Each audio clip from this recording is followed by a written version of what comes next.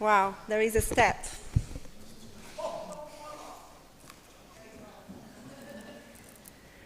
Okay. Hi, everyone. First, let me say how honored I am to be delivering this talk at ILPC 2025. And I thank the organizers, or my brothers, basically, for the invitation and challenge. Last time I was at ILPC, it was 2017 in Argentina. So, allow me a few words in Spanish. Me alegra mucho estar de vuelta en la región. También me alegra hablar sobre el trabajo y la explotación en el país que vio el empezo del neoliberalismo. And I'm glad to talk about exploitation of neoliberalism, and this is a sign that times can change. On knowing a bit more about Chile, I discovered that the country hosts the biggest Palestinian community around the world. I salute the members of this community, and my wish is the end of genocide and free Palestine.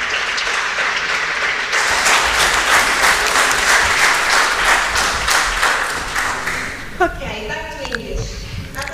Reflecting on what to talk about. Yes, sorry. So I'm delighted to be back. I was here in 2017 in Argentina for another ILPC session. And I'm quite glad to deliver this talk here in the country that saw the rise of neoliberalism. And I think it's a signal that times can change. At the same time, knowing a little bit more about Chile, which I did not know much about before. Actually, half of my family is Colombia-based, but I know very little about this very country. I found out, quite interestingly, that this is a country that hosts the largest Palestinian community outside the Middle East. So I want to offer my greetings to this community and my solidarity and calling for the end of the genocide and stand for a free Palestine.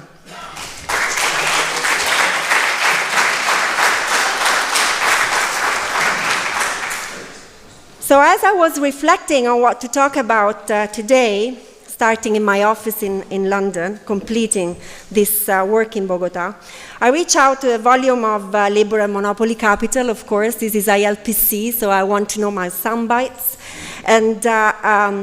And I reread part of Harry Braverman's early reflections on the need for labor process analysis.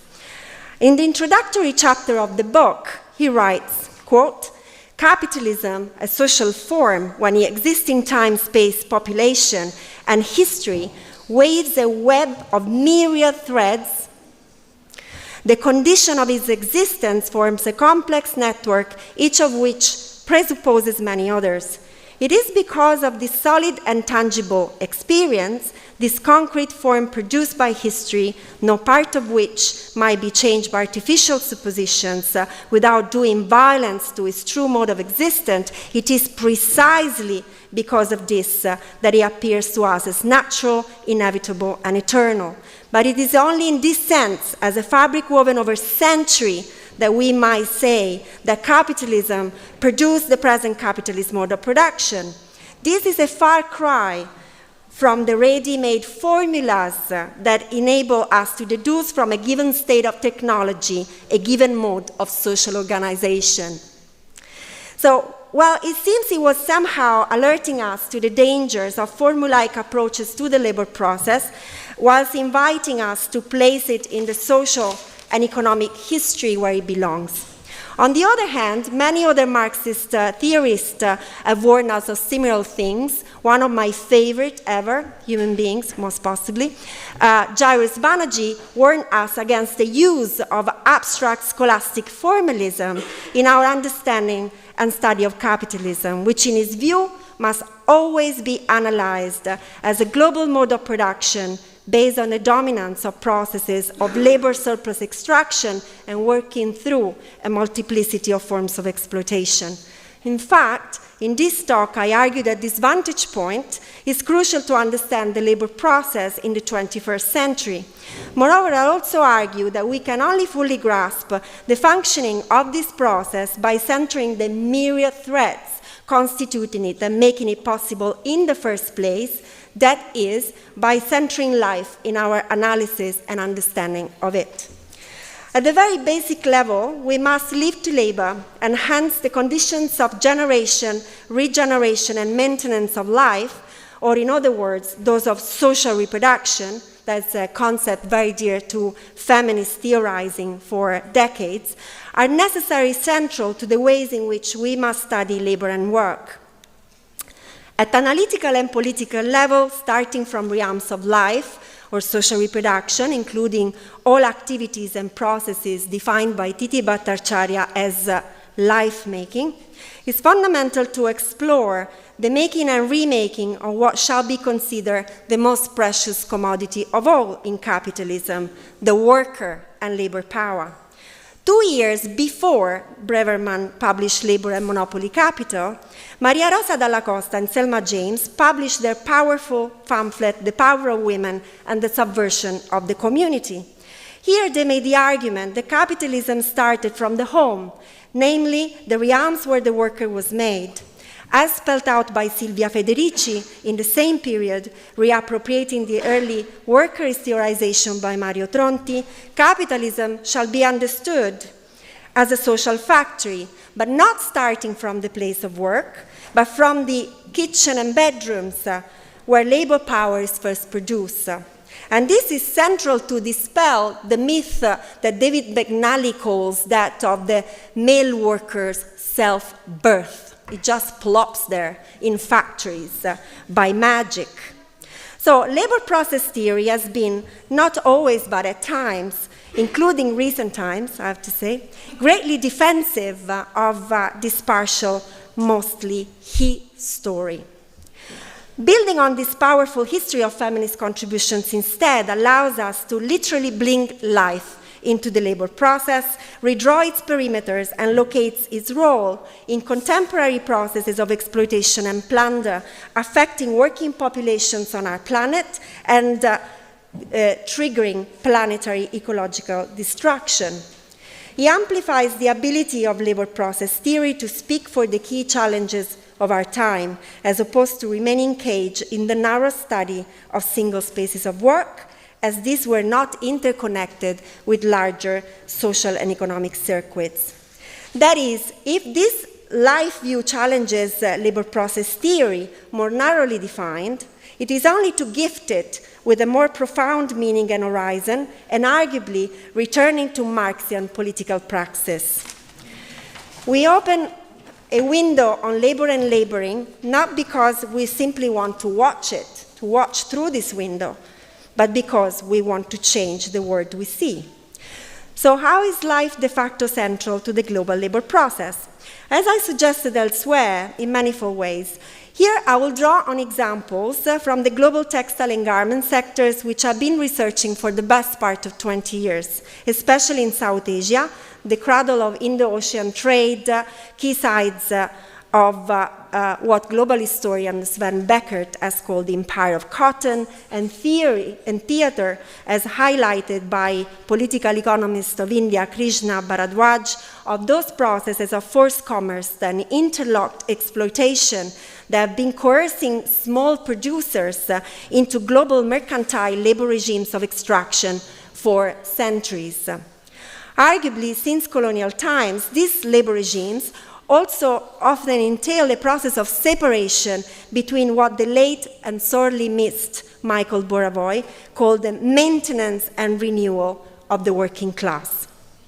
By the time I started researching the labor process in contemporary, as opposed to colonial, garment labor regimes in India, this dynamic had hardly faded. Rather, they reconstituted themselves across very dynamic circuits connected to all sorts of exports, eventually clothing the world. India, after all, is the fourth garment producer for export in the world. This is why the process of mapping the socio-economic perimeters of the labor process in the metropolitan area of Delhi, India's leading center for garment export, I eventually ended up in Bareilly, a small town in Uttar Pradesh, which is a state right of Delhi, whose enclaves and surrounding villages all the way to Uttarakhand at the Nepali border were fully utilized as ancillary outposts of Delhiite garment factories.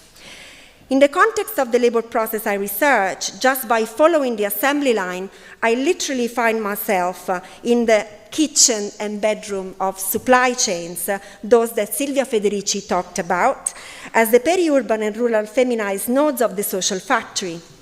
Here, armies of home workers labored on embellished Western garments for high street brands like H&M, Zara, M&S. Here, for the UK public will know more, US, more acquainted people with the US market, Walmart, JCPenney, and so on. And an endless number of boutiques and shops that are also now not necessarily coming from what we knew as quota countries, because the quota system for garment and textile terminated in 2005. These realms of life in peri-urban and rural India were crucial to and constituted of the labor process in more than one way. First, they were an integral part of the commodity value-enhancing activities in the sense that homes within this outpost are the site where key value addition tasks take place that provide a steep rise at the end for the final free on-board production price of a garment ready for export. In this light, home working, organized around relations of gender, caste, kinship, age, local provenance, shall not be understood as a mode of labor in transit or a remnant of a pre-capitalist past, but a very modern and stable and flexible relation of exploitation central to the garment labor process as many other processes in the context of labor-intensive production. As argued by Maria Mies in her theorization of housewifeization in Narsapur, Andhra Pradesh, also India in the south, the home is not the prehistory of capitalist extraction or the labor process. It remains its very core, its pulsing heart. Also, her analysis, whilst dating, again, 1982, could not be more contemporary.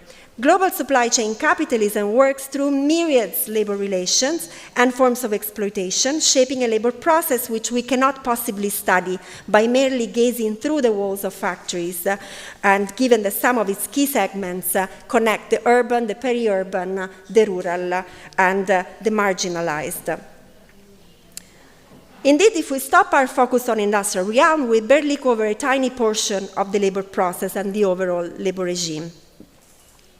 This is unsurprising, given that according to the ILO, the lion's share of planetary laboring works informally. That is based on non-formal or non-formalized employment relations. To give you a sense, last estimate, 2018-19, for the ILO, sets regional estimates for the Global South as a whole as 69%. That is 69% of the Global South labors informally. Given its weight in the overall laboring force of the planet, 61% at world level. And I've done my homework on this region.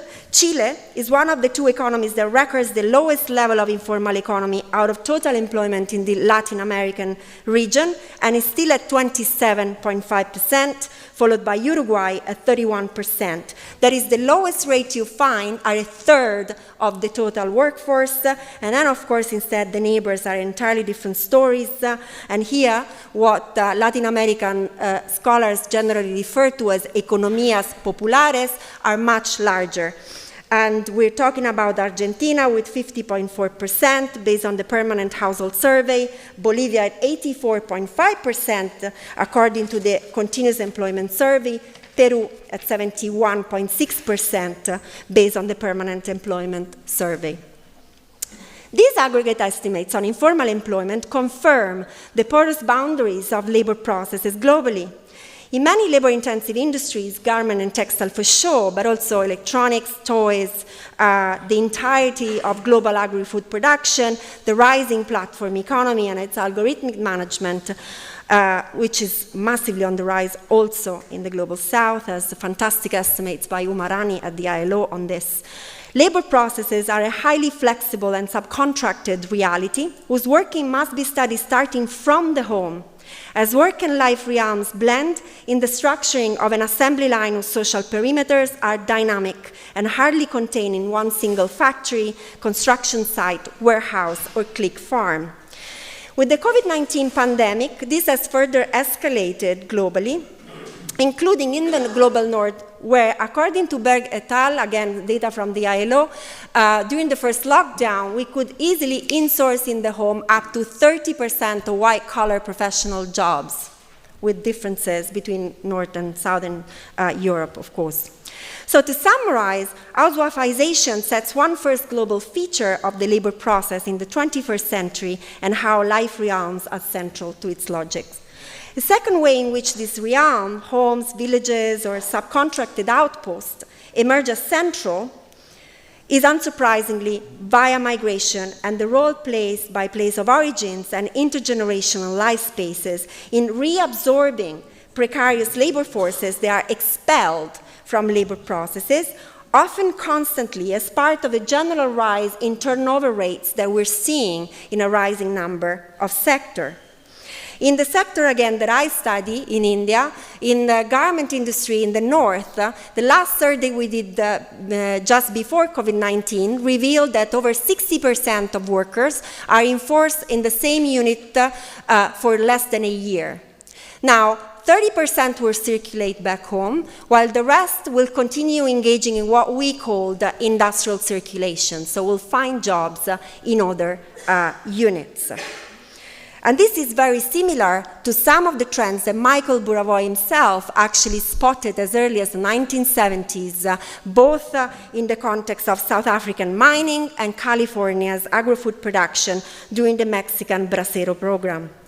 In short, life structures the labor process as it takes on task of maintenance of labor in ways that directly subsidize the assembly line and capital, allowing for the full externalization of reproductive costs away from spaces of work onto workers' homes and communities, a process that the Indian economist Dave Nathan has recently called a reverse subsidy from labor to capital.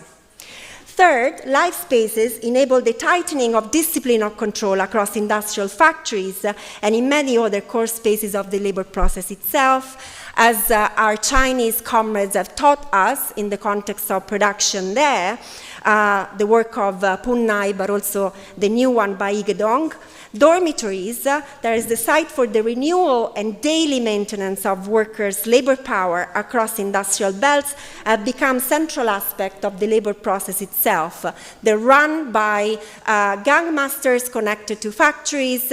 They become a tap whereby you can always recall the labor force onto the assembly line, and also they become a tool to guarantee and amplify compliance. In fact, the export of the Chinese model is well described by authors like Devi Sacchetto and Rutvica Andreevich, as you know, China now moves into Eastern Europe, a sign that neoliberal globalization is hardly over, even in the context of the current trade wars.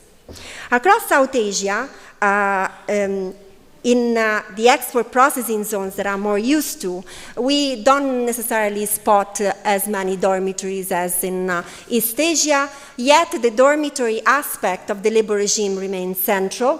You have highly informalized industrial hamlets that generally resemble the structure of the old plantation lines, where up to 8 workers might divide a very tiny room. And here you would see that generally these realities have come about thanks to processes of land grabbing. They're so well described by authors like Rana Dasgupta in his extraordinary book, Capital. In all these cases, not only the life space becomes entangled in the labor process to ensure higher exploitation rates, but life itself becomes subject to the rules and actors that shape the labor process. As a way of example, in Kapashera, there is the largest industrial hamlet around the national capital region in Delhi, where tiny rooms along modern plantation lines accommodate up to 8 co-workers, the latter report being routinely denied guest visits, with housing and labor contractor counting the number of chappals, shoes, outside each worker's room. In fact, this regime of industrial life is central to regenerating the migratory and precarious aspect of the labor process, as even when workers are not directly fired, they, of course, will leave this asphyxiating system of discipline. And so, in a sense, the labor process shapes workers' lives, but at the same time, life increasingly shapes the temporalities of the labor process itself. The exit of workers from the labor process depends both on industrial deadlines and imperatives of social reproduction. A round of research we conducted in 2020 in Bengaluru together with visual anthropologist Sangeeta Majumdar revealed that women workers leave when they need to take on collective and individual reproductive tasks, and not only when they're no longer needed by employers. Another round of collective work conducted with agrarian political economist Costa Banerjee on the Delhi-Bihar corridor has revealed that tight reproductive labor discipline, predominantly linked to industrial life in hamlets like Kapashera, is a key reason for workers leaving the industry entirely and in fact transiting back into informal occupation, a sort of reversal of the so-called Louisian dream of transition from the rural to the urban area. As we introduce the issue of gender bodies at work, we move to the fourth way in which life connects and articulates with the labor process through intersectional inequalities which exceed yet structure labor processes and relations. Generations of feminist scholars have worked on this issue, especially challenging, for instance, established ideas about skilling and de-skilling that is classic in labor process theory. If as early as 1980, Anne Phillips and Barbara Taylor called out narrow understanding of skilling merely anchored to productivity, highlighting instead how skill definition, quote, are saturated with sexual bias, scholar activists like Ai Wong, Lila Fernandez, Carmen Martinez Novos, Leslie Salzinger, Terry Caraway, or more recently Madhumita Datta have highlighted how gender inequality on the shop floor manifests in varying patterns of feminized segregation of women into activities considered less desirable and commanding lower wages, something that Silvia Federici summarized as the patriarchy of the wage that becomes an indicator not of productivity but on inequality on the labor market. And in fact, the fact that productivity is a sort of flimsy economic indicators is also widely discussed increasingly in debates around inequality, because it's well established that at the very top of the distribution, a cohort, a very vast cohort, is able to set their own remunerations, if you refer to the work of Thomas Piketty and others. On the shop floor, the key theater of the labor process, gendered and race life translate into forms of violence, shaping key aspects of industrial conflict. In an attempt to map the social lives of industrial disputes in the garment industry in India, and as part of the ILO Working Freedom Program, labor activist Raki Sehgal and I, coordinating excellent legal work by a few organizations, Alternative Law Forum, READ, the Gurugram Shramik Kendra, and in consultation with representatives of the Asia Floor Wage Alliance, we have identified key correlations between the features of regional labor processes and regimes in the sector and the typologies of industrial disputes waged by workers. In Bengaluru, in Karnataka, where the industry is 90% feminized, 1/3 of all grievances relate to sexual harassment. Yet, while sexual violence is deployed as a weapon on the shop floor, its exclusion from India's new and old industrial relation codes relegate the issue as lying outside the remit of the labor process. And so women bear the burden of having to file twice, once under the industrial code and the second time under what in India is known as the POSH Act, which sits with another ministry. So the lack of recognition of the entanglement between life processes and oppression and the labor process has very dear cost to all the workers involved.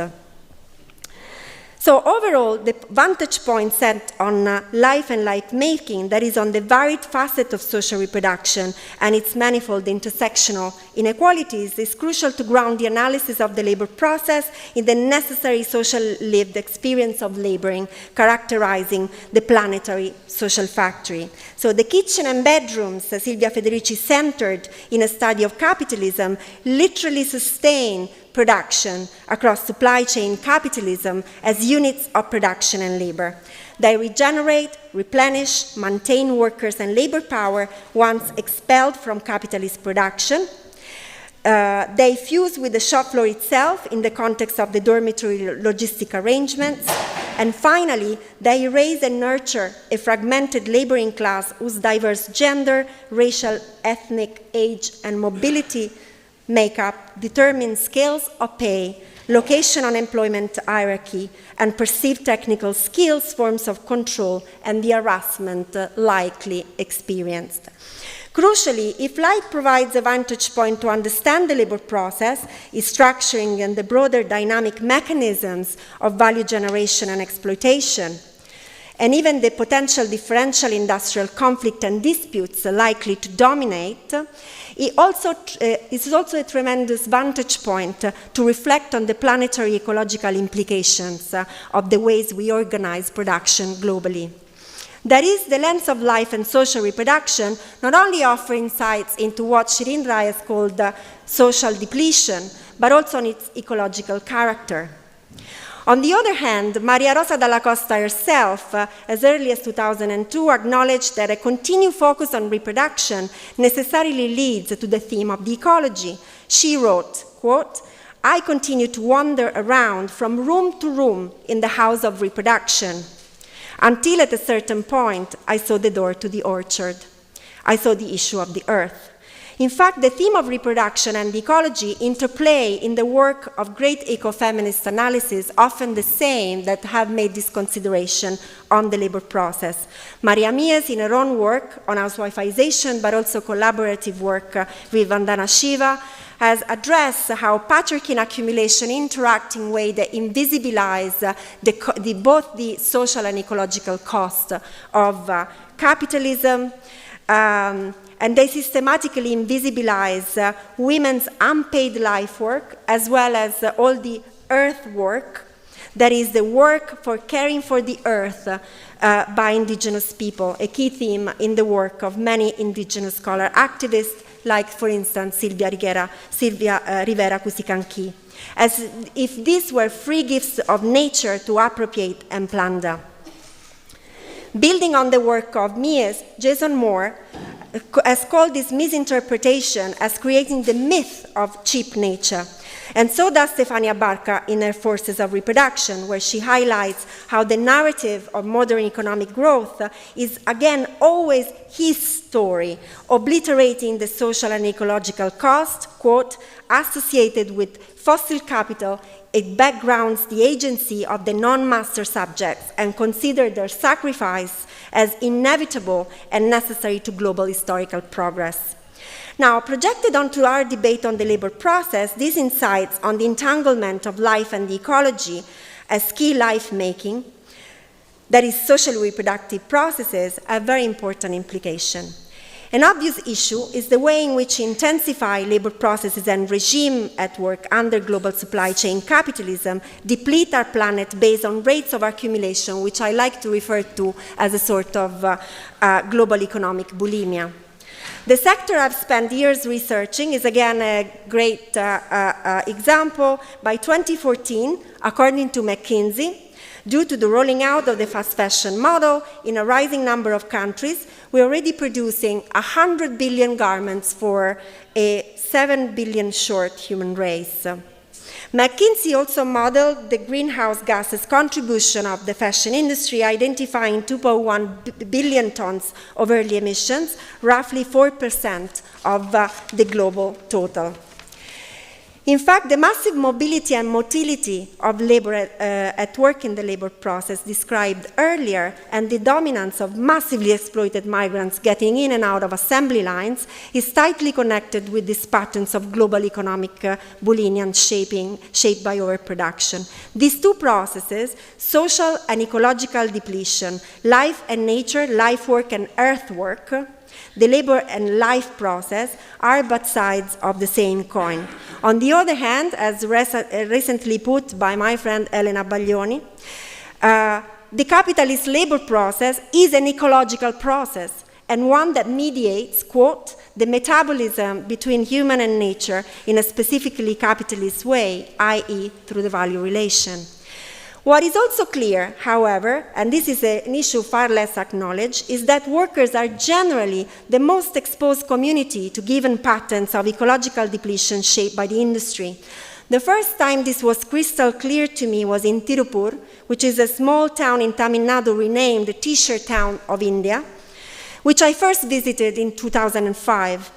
Once upon a time a key agricultural market, since the late 1990s, the town has become, thanks also to the proximity of key textile centers, as a hotbed of garment production, #2 center after Delhi. In the word of Marxist geographer Sharat Shari, who wrote the first book on this amazing town, a great book, Fraternal Capital, for those that are interested, the all-time work as a decentralized factories, the epitomization of Alfred Marshall Industrial District. Still today, the labor process extends across the old town, and whilst today's industrial core sits in a number of special industrial belts, the first of which was opened when I was there in 2005, Netaji Industrial Park, quite oddly named after one of the great freedom fighters, hosting sweatshops today. Many key manufacturing and ancillary activities are decentralized to informal units of different sizes, including home-based unit. For a long time, the most polluting of these units, which were dyeing units, cluster around the main rivering site within this location, the Noyal River. And this being the main rivering water source, of course, sustain the life of all communities, workers and non-workers. Since the economic boom of the town, this water source is, quote, unfit for drinking. By July 2024, the local section of the newspaper Indian Express reported that the water in the Noyal Canal had actually turned pink, They didn't know why. They might likely due to industrial discharge. Even villages in the very outer ring of Tirupur town could not access clean water any longer. So you had a situation whereby workers in the town, both local as well as migrant, had to go 2 or 3 villages down to access water, or buy bottled water, which massively inflated the food budgets, which they already had, which was already stretched for them. The difficulty of making life on poisoned soil, that is how pollution and toxic waste massively inflate the costs and temporalities of the reproductive labor process, was already discussed by Willamette Brown, leader with Margaret Prescott of the Black Women section for wages for housework in the United States. In a powerful 1983 essay called Roots, Black Ghetto Ecology, Brown, who grew up in Newark, south of many chemical factories, and who later battled colon cancer herself, argued that those who live in areas exposed to environmental toxin, predominantly poor, black, and racialized communities in North America, are burdened with the housework of protecting their family from polluted air, water, and soil, and then must care for those who get sick. So, in a nutshell, pollution actually expands the reproductive burden of unpaid labor massively. There are other instances where the campaign fought against pollution, including the potential for nuclear pollution, that are described by Stefania Barca in her book, Workers of the Earth. And of course, speaking from Latin America, I cannot not acknowledge the contributions by indigenous and feminist comrades addressing these links between the body and specific territories subject to colonial control, plunder, and pollution through the concept of cuerpo territorio, body territory. People like Lorena Cabnal, who coined the term in 2010, but also Julieta Paredes, Veronica Gago, friends from the New Unameno movement. Atami Kayayu and Sigrid Vertommen have taken this concept now outside its original context of Abya Yala and applied it to the reproductive struggles against genocidal settler violence in Palestine that I started this intervention with.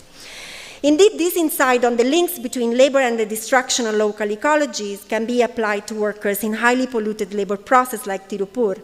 In fact, evidence suggests that toxic waste generated by one labor process can poison workers across many other labor processes. First, unsold inventories is generally burnt so that the price does not decline, and we had cases in the UK, Islam in front of the first pages of The Guardian in the last 5 years, Burberry, and H&M. And the evidence that the rejects as well are much polluting, are very polluting in the industry is also fundamental to acknowledge. This reject crowd the fuzzy category of export surplus, which is illegal to sell in many export-producing countries in Asia, by the way. So when it does land on alternative local market, is an illegal practice.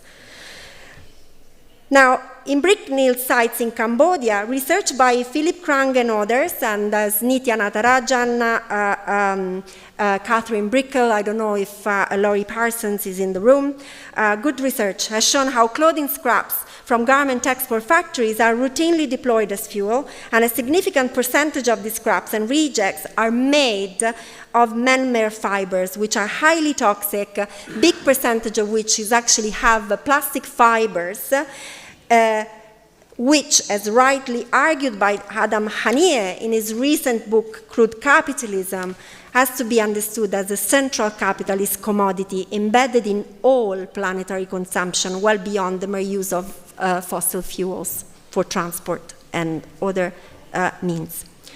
Workers exposed to these fumes are likely to experience several health conditions. The harmful effect of one labor process can harm life beyond it, as well as shape harm for other labor processes. I could go on, but I won't. I will instead now reflect on the political implications of my analysis, my insistence on placing life in and for the labor process, because any advancement, including in labor process theory, shall not merely offer a novel way to see the political economy of work, but offer alternative counter-narratives to fight it. The first political implication is that overcoming productivism and recentering the social perimeters of the labor process to include realms of social reproduction is central to expand our political horizon and find new ways and spaces for 21st century organizing. These ways and spaces are in life realms, without a doubt. As workers become increasingly precarious in their stay at the same place of work, become shorter and harder to map, workers' life worlds become a key arena for organizing. In China, this has been clearly the case as dormitories has also become space of resistance, as first highlighted by sociologists Punnai and Jenny Chan. But also in India, Indonesia, Vietnam, active scholars have mapped similar processes at work. And in India, unions are finally also forging key ties with organization at the place of origins of workers and doing pre-union work, to make sure that migrant workers are already part of social circuits of labor rights advocacy before reaching a site of work. These new approaches to organizing confirm that the potential of the subversive nature of the community that Dalla Costa and James saw so clearly already in the 1970s. The second implication is the need to stretch the definition of labor struggles, and this is unsurprising as I'm advocating for stretching the perimeters, bashing down the perimeters of the labor process, and so as we do that, we multiply the possibility for the labor struggle to be found. In fact, the dynamic centrality of life to all processes of exploitation in the labor process implies that we must read a far wider number of issues as labor issues. So we don't lose, we gain. That's the whole point. And the campaigning and struggle around these issues must be seen as central to working class organizing. Issues of housing, water, sanitation, right to food, anti-racist and anti-patriarchal struggles are all happening along the circuits of valorization. They are labor struggle. They are value struggles. They are not tangential. This opens the possibility to create alliances and articulate fights on multiple fronts, and crucially, this might not be grappled with by single institutions or collectives representing all labor. Alliances are necessary. This also means that policies for radical redistribution are likely to vary, and calls for the recognition of caring labor for both human and ecological life remain fundamental. This may take the form of wages for housework, which is actually having a massive renewal, not just in Europe at present, but also in countries like India or Indonesia. You can follow the work of Prava Kotisvaran on this, for instance. And they might take also the form of wages for care work, for hurt work, or demands for care or self-determination income. Remember that for the wageless, the demand for the wage or the demand for an income are the same. The difference is semantics. We only argue within the left if, basic income is something to be fighting for wageless people. Of course it is. It's a wage. At the same time, as stressed by Veronica Gago, and the Ni Una Menos collective, classic instruments of struggles might have to be rethought, like the strike, in ways inclusive of the fights and demands of non-wage workers, which represent the majority on earth. Finally, what I hope I've conveyed in this talk is that the workers and the lives are and have always been at the very receiving end of processes of ecological destruction, and then a labor process vantage point into labor-driven struggles against ecological destruction can do much to save ecological debates from elitist theorizations and embed them instead into a progressive politics of restitution, reparation, and planetary care. Brazilian radical unionist and environmentalist Chico Mendes very famously warned us, ecology without class struggle is just gardening. Let us also remember that reproductive workers and their work and life struggles have been constantly at the forefront of all ecological struggles, in contexts where the two have just often coincided. As social and ecological planetary challenges escalate, labor process theory shall not sit in a corner and look through the keyhole of the assembly line or space of work narrowly defined. It should slam the door open to the wider social relation of the capitalist condition and must follow the myriad thread Harry Braverman talked about, connecting it to life and nature, grasp the broader planetary contour of the global world of work, and join in offering the counter-narratives and political alternatives we also badly need. As the very history of Chile reminds us, theory can kill. It can also offer us a powerful weapon to fight the multiple forms of exploitation and plunder waged by the global capitalist labor process everywhere. Thank you.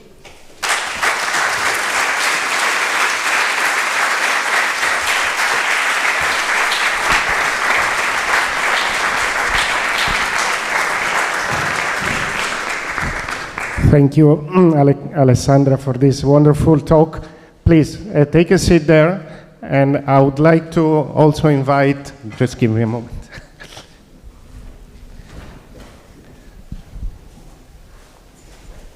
Sorry. Isabel Armijo, which is the president of the association, of the National Association of Rural and Indigenous Women of Chile. Thanks, Isabel, for being here.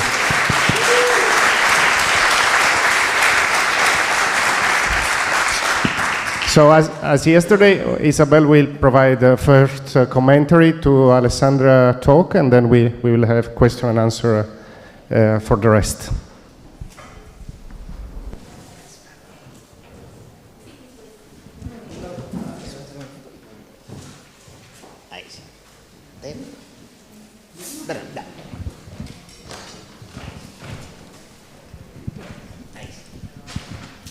Muchas gracias. Primero que todo, agradecer esta invitación sorpresiva también. Primera vez que me encuentro en esta universidad después de tantos años que pasé aquí también estudiando. Primero que todo, contarles de qué es Anamuri, ¿ya? Para que entiendan también desde qué posición planteo yo mi propuesta y mi enfoque. Anamuri es la Asociación Nacional de Mujeres Rurales Indígenas. Es una organización que tiene representación desde las regiones desde Arica hasta Coyhaique. Las compañeras, las organizaciones de base representan a la diversidad de las mujeres del campo, ya sea mujeres asalariadas, productoras, recolectoras, crianceras, apicultoras, variedades. Somos muchas mujeres que nos aunamos para avanzar hacia nuestras luchas. Tenemos un sindicato también de asalariadas forward. We have a trade union of sea workers and agricultural women workers, from indigenous to producers and agricultural non-income women, because we know that we need more young people here also. That is what I can tell you of Anamuri. Bueno, yo tengo varias cosas anotadas aquí I have several things written down of your exposition. Bueno, a ver, una de las preguntas que tú one of the questions that you were making is how we change what we want, or the world that we want. It's important to see how we reach workers such that they become politically aware of the issues that they face day to day. And organizations are essential for these situations, because the training, the political formation, joint work in order to make progress towards public policies that solve the issues that we have in the work, in our work, day-to-day work, paid or unpaid.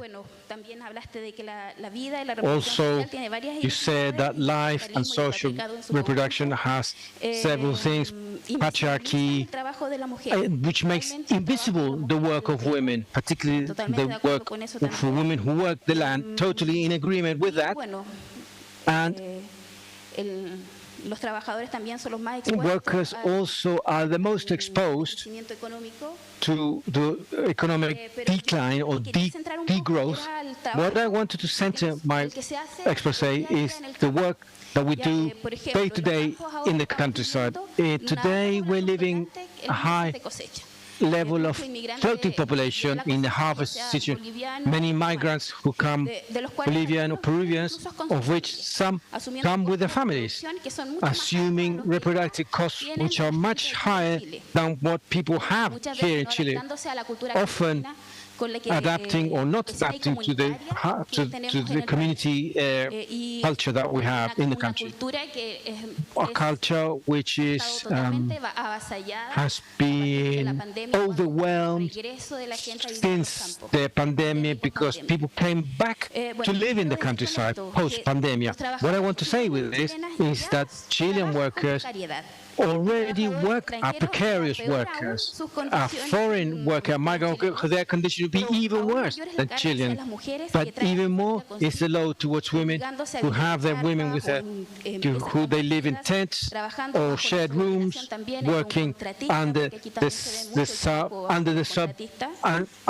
living under the yoke of the subcontractor. They make theirs the work of migrant workers and who work plus in informality, in the sphere of informality. Totally in agreement when you say that structures, gender structures, age, class and age are determined in work segmentation, distribution of salary, and disciplinary control of, because you just have to see how these works are distributed throughout the country. Who is in charge of services? Who is in charge of the children, the maids, the unpaid agricultural workers also, which is visible in this regard.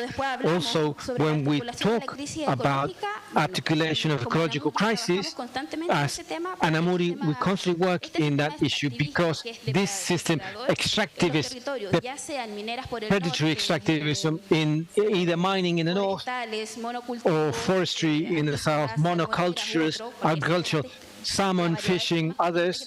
There's a myriad of extracting activities in the country, together with climate change, is leaving damages in the territory, desertification, flooding, forced migrations. All these things is a consequence of capitalism, savage capitalism, and who suffers the most are women, particularly poor women who are centered on agricultural unpaid work, domestic work, or small-scale production. And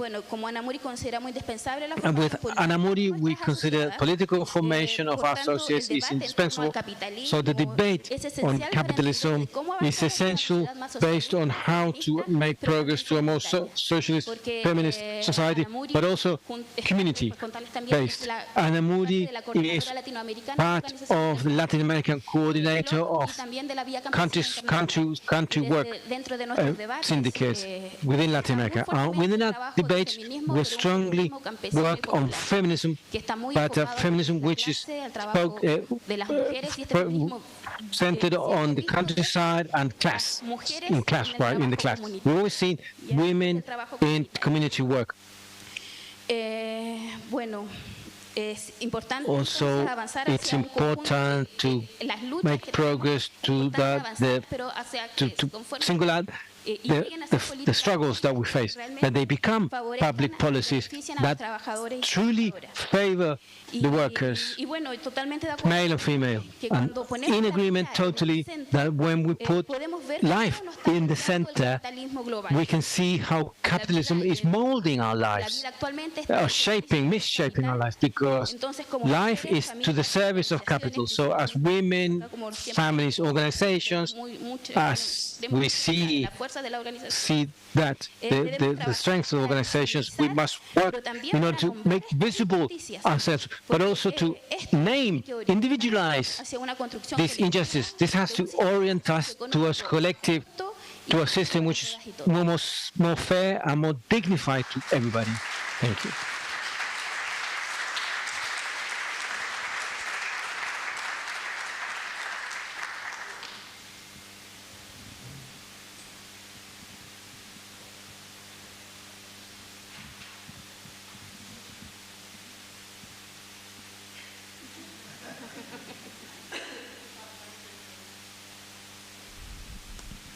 Thanks, gracias, Isabel.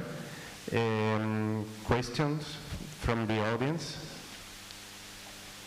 for Alessandra and Isabel, comments as well? Are we also receiving chats from people connected through YouTube? No? Okay, yeah. Here? 1, 2. Aquí tenemos 1, 2. Hola, quería preguntarle a Alessandra. Wanted to ask Alejandra, but to reiterate this question that Isabel started with. How can we show workers, female workers, and people who are doing heavy work in the countryside? How can we show this inequality? Because here in Chile, we see a lot that the average worker does not position themselves from an inequality point of view. Always predominant the feel that I'm middle class, that I'm not doing too good, too bad, I'm closer to my employer than to my fellow workers. This is something which plays against social reforms. So I wanted to know, from your theoretical standpoint, how can we make progress to showing this inequality to workers as such?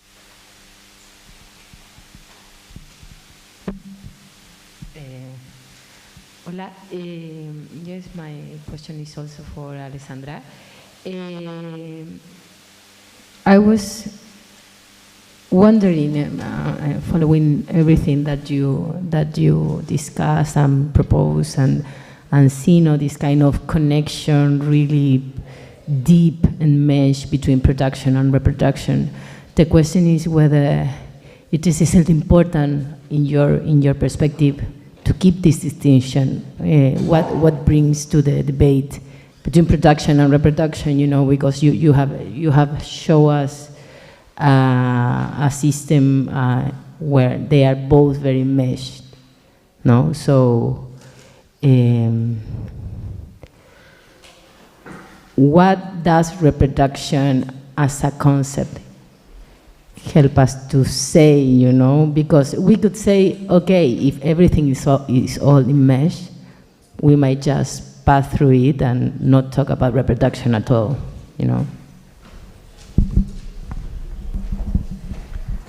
Let's start with these 2 questions, and then another round, hopefully.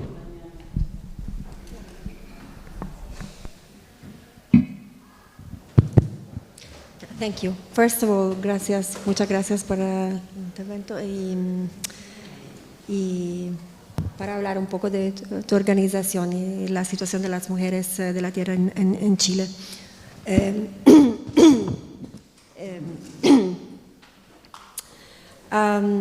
I think some of the Isabel's last remarks connect with the first question. Once we de-invisibilize, what do we do with that? And if we think about how to organize workers, what might mean in contexts where workers don't feel represented.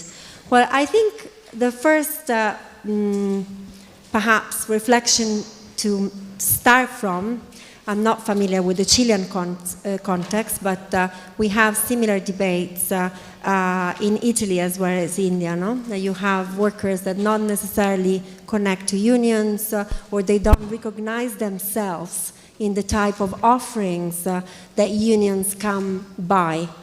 Well, the issue is not so much with the workers. The issue is with the type of unionism that perhaps does not align at all with the needs of that particular workforce. So I will just revert it to questions. Why is it that the farmers and agricultural workers in Chile feel closer to the employers than they would feel instead to institutions or organizations that might represent their, the aim to represent their demands. It's probably because the demands are not those that they want to see represented.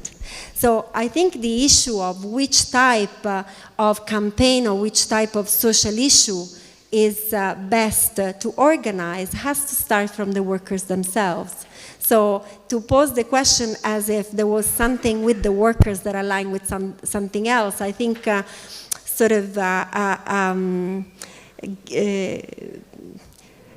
sort of place union already in a sort of hierarchy, on an hierarchical position of then supposedly knowing best how to organize the workforce. They don't. And instead, if they listen to workers' concerns, they perhaps might learn what are the key concerns. So for instance, in the context of South India, where we did quite a bit of work, the unions wanted at some point to focus on Provident Fund to make sure that people will save for their pension. So there was a campaign to aim to make sure that Provident Fund instead was accessed later on in life, so to make sure that these workers will have a pension. Now, these workers had a salary that was so low that they used to use the Provident Fund as a sort of deposit that they could access and tap in every time they wanted. So this was an intervention that was completely bad for workers. And in fact, it was also supported by the state at some point, and it's instead in this context that we have seen in Bangalore a massive strike by women workers for this reason. So what are the key concerns of the workers in agriculture in Chile? This I would not know, right? But if instead we start from what are those pressing issues, perhaps you can build a campaign around it. And also it might well be that is not the union the best place or the best institution to carry out this demand. It might be that they are their own self-organized or like their forms of organization that have to connect perhaps with unions, but not necessarily sort of work via unions. So I think unions have to listen, but also, you know, sometimes a very progressive thing one can do is to make themselves scarce, or like, you know, to create space for other entities where you can actually work together or alongside.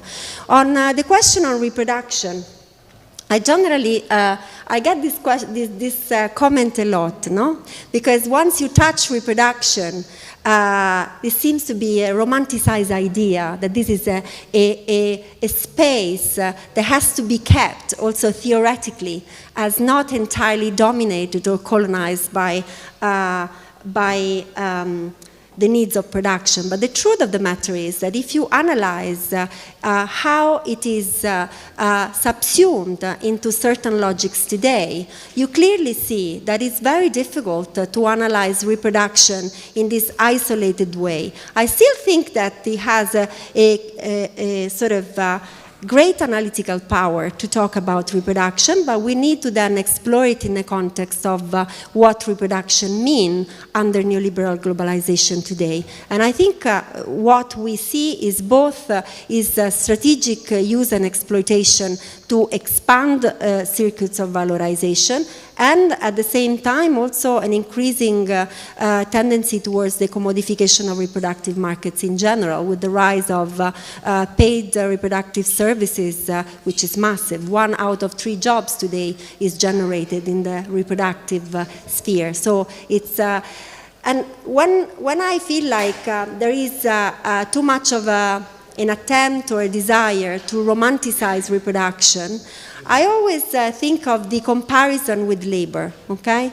Labor is at once both a source of exploitation, it's a source of extraction, of plunder, of violence at times, but it's also a social relation of liberation, of raising class consciousness.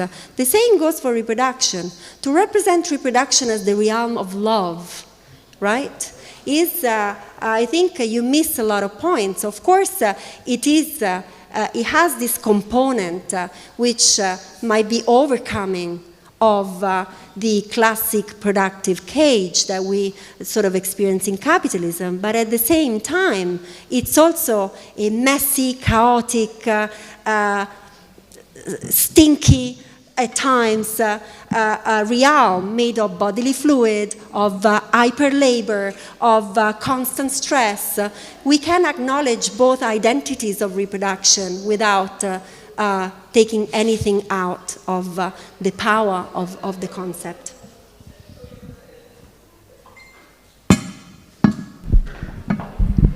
Hola, quería hacerle una pregunta a Isabel, que además yo sé que Isabel tiene que irse corriendo porque como buena dirigente anda corriendo para arriba y para abajo, entonces puede responder breve y si te tienes que ir, ándate nomás y nosotros podemos ir conversando.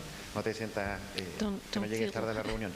Pero bueno, lo que te quería preguntar un poco, tratar de hacer un diálogo con Alessandra, que una de las cosas que nos explicó al inicio de su presentación, esta idea de quizás cierto error que muchos de quienes tratamos de analizar el trabajo, particularmente desde la perspectiva que está detrás en nombre de la conferencia, un poco salir del lugar del trabajo entre comillas tradicional, que para la gente de los países industrializados era la fábrica o el taller, but in your case, it's the country, the fields. Many times, although sometimes there are warehouses, there are vineyards, there are plantations, but I would like to know, in this more unionized work, to organize workers, how have you managed, or what type of strategies have you set up for the space where the workers are? Because there are many people, or some people say that rural workers, you have to take them out of the country, because inside the country it's something that is depending on the patrons, and you cannot find them. So what is your reflection about this? I think it's very relevant for the theory to understand where can we build this power for workers. A ver, si me lo puedes explicar de nuevo. If you can explain it again, please. Because para entenderte bien, to understand the question. Alicia was distracting you. Yeah, when you say the time, I started to ask the question about the time, so I was disconnected. Sorry. I'm going to make it very simple. What was the most efficient way, maybe, that you have been able to organize female workers regarding their workplace, within the workplace, or out of their workplace? Which are these instances? Are these the houses, the places where they're waiting for their husbands? Is it inside the warehouse, the packing places? Is a reflection of that? Where is the organization happening? Okay, I understoed now. Well, this is what happens. Anamuri have organizations which are based organizations, grassroots organizations that identify our female workers who could be part of the union. So the female workers, they go there to the root organization, they see the conditions they are living in, they look at these, and they try to encourage them to join our union, because Anamuri union has two areas or industries. Is agricultural paid workers. We can work about the work, toxical components of the work in farms, health. There are many aspects we can cover that are part of their female workers in the agriculture, which are paid, but also we can work with sea workers where women were not unionized, and there was not much work, because mostly the fishing activities were analyzed and not the work of women who work in the seashore. So the first nuestra primera llegada es con las organizaciones de base en las regiones. Starting point is where our base or grassroots organizations in the regions, and those organizations which are the based organizations in the regions tell us how to reach the female unirlas al workers, how to trabajo join them del sindicato y al into the trabajo union, or at least to join the work of the de union la organización en su and the conjunto. organization as well. Eso, no sé si responde. I don't know if I'm answering ¿Sí? your question. Yes? Okay.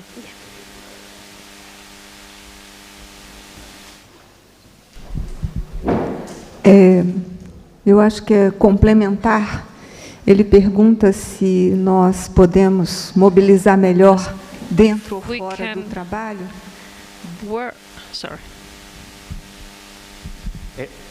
La pregunta es So the question si las is, mujeres se pueden movilizar if mejor women adentro o afuera. can mobilize better inside or outside the work.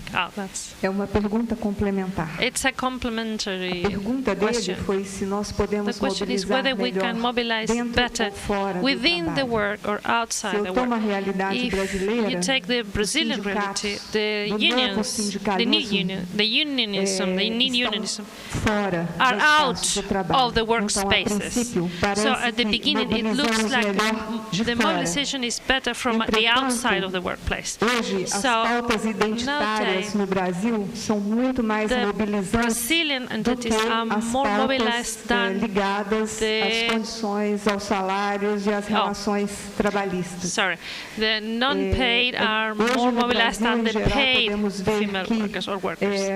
We can há say that continuamos os trabalhadores na continue centralidade do processo produtivo. working in a centrality of the Entretanto, do productive ponto de vista processes. epistêmico, But from perdemos the força e do systemic ponto de point of vista view, we are losing político, strength in the estamos political aspect, pulverizados numa resistência we quase are, que sozinhos dentro do processo de working in a produção. resistance that it Não goes sei only se within essa the é uma productive realidade process. I para don't toda a know if América that is a reality for the Latina, whole of entretanto, Latin America or what. A partir do Brasil, From Brazil, uma experience, perspectiva my perspective de is crise do mundo a do trabalho, crisis de of the crise workforce, epistêmica das teorias a que explicam o systemic trabalho, que crisis leem of the a theories sociedade a that partir explain work, de uma realidade do trabalho. starting from the Eu reality gostaria of que the vocês workplace. I would like reagissem a you essa to tell me questão whether e this também is the same here and problematizassem o fato the de que se problem hoje or the as fact pautas of identitárias são mais mobilizadoras do que as identity- questões do Sorry. trabalho em geral,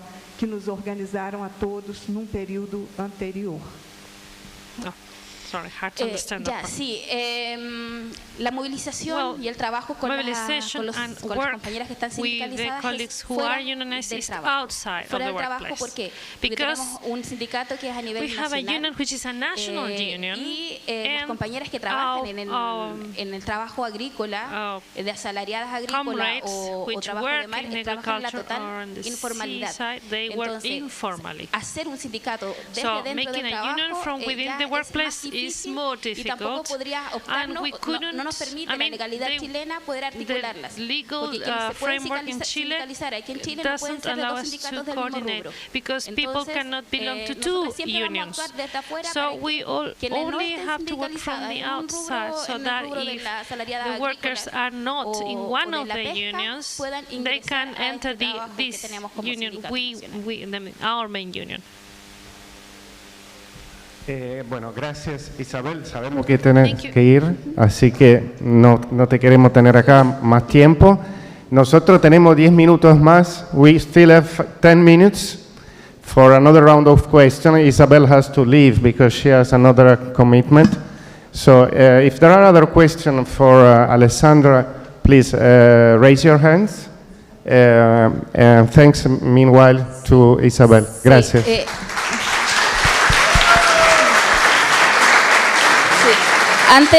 Antes de irme, aquí Before I trajimos leave, igual we algunos brought trípticos de Anamuri y some también algún material que está bien material salido del horno, that is porque brand new, mañana y pasado because mañana hay tomorrow asamblea and the del day sindicato. later we have Entonces, assembly. So propusieron salir a volantear, así they que van wanted a to salir cuando inicia send mañana o el sábado a volantear. flyers. So they'll Van a be in salir the mañana streets a volantear, van a estar giving out entregando esto flyers. en They los will metros. give these Y flyers bueno, in the aquí metro habla sobre cómo station. las The mujeres trabajadoras de this mar is y talking bordemar about how sostenemos la vida y las seaside economías women costeras sustain y, life and el de coastal las economies trabajadoras agrícolas, and the donde generan agricultural riquezas para el women país, workers, pero where we vivimos en generate condiciones richness from the country, but we live in miserable es un conditions. So trabajo que this están work haciendo is a work el done by sindicato the union para mostrar to la show precariedad en que the viven y trabajan las precarious mujeres conditions rurales, they live and working from women trabajadoras in de rural, Así que ahí está indigenous, porque, and lo seaside que- communities. And eso, this is muchas for gracias. everybody who would want to see it. Thank you.